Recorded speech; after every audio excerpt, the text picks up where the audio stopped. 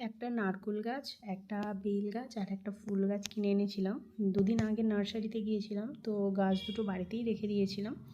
তো আজকে গাছটা লাগাবো, যেহেতু লাগাতার বৃষ্টি হচ্ছে, খুবই ওয়েদারটা খুবই ভালো। এখন বৃষ্টি হচ্ছে যেহেতু, গাছ লাগালে তাড়াতাড়ি লেগে যায়।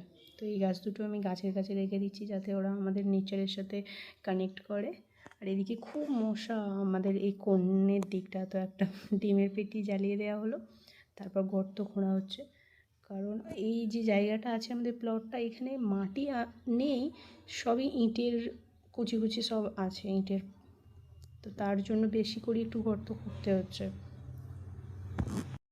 নারকেল গাছ লাগালে নারকেল গাছে তাড়াতাড়ি ফল আসে না, তো অনেক বছর ধৈর্য ধরে থাকতে হয়। এটা তো আমাদের বলেছে 3 বছর লাগবে ফল আসতে, আর এর প্রাইসটা হচ্ছে 400 টাকা। 450 বলেছিল, 400 টাকা নিয়েছে। তো আমি কোনো দিন জানতাম না যে গাছেরও এত দাম হয়।